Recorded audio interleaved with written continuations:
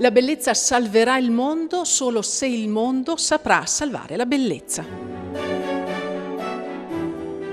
È questo uno dei temi di fondo ispiratori della mostra inaugurata a Possagno, città natale di Antonio Canova, e intitolata Canova e il dolore.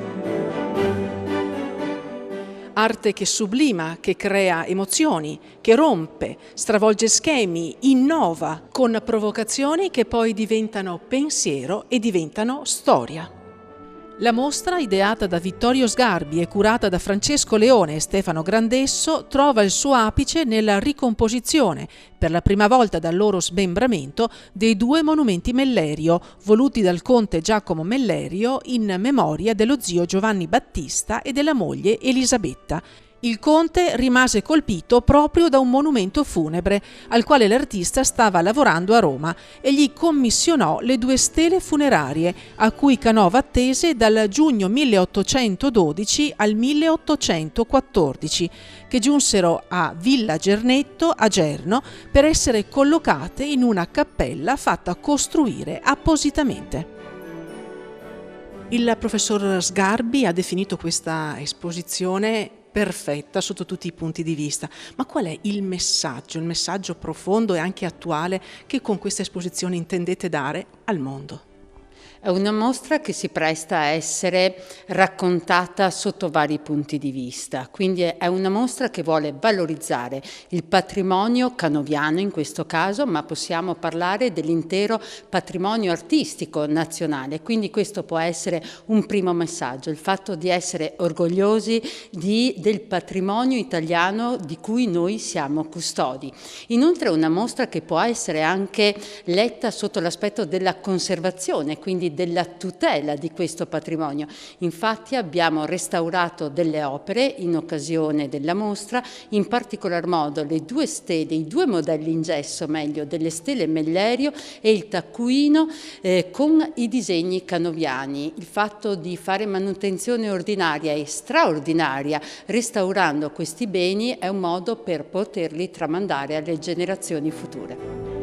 Nel secondo centenario della morte di Antonio Canova, che segue di un anno quella di Napoleone, Canova lavorava ad una grande pace per San Pietroburgo, un'opera emblematica, quella che oggi noi conosciamo come la pace di Kiev. La pace di Kiev da San Pietroburgo partì nel 1953 per andare proprio a Kiev, dove è conservato il marmo, che ovviamente è protetto per i rischi della guerra, di cui questo che vediamo è il gesso. Il gesso che è la prima idea firmata da Canova, l'idea originale concepita nel 1812 da Canova, nel momento in cui Napoleone cercava di entrare in Russia, quindi in un momento molto difficile. Oggi è il simbolo della pace nel mondo e della pace in Ucraina e della conciliazione fra Russia e Ucraina, come io mi auguro avvenga, per evitare che un'area di guerra sia morte per i cittadini, morte per gli uomini e distruzione per le opere d'arte. Le opere d'arte sono più vicine a Dio di noi, dobbiamo guardarle e rispettarle come se fossero appunto presenze sovrumane nella nostra vita. Sono 50 le opere in mostra provenienti da collezioni pubbliche e private, con una sezione dedicata ai disegni e 6 inediti canoviani. A sostenere la mostra Banca delle Terre Venete.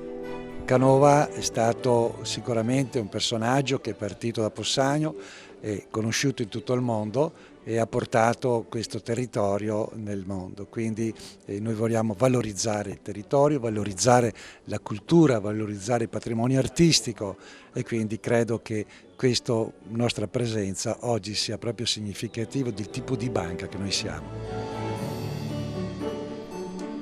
Nella mostra Canova e il dolore si coglie l'evoluzione del tema della commemorazione della morte attraverso l'opera di uno scultore innovativo, geniale. Canova toglie e ciò che lascia è l'essenziale. Un artista che dimostra come si possa aspirare all'eternità attraverso il ricordo.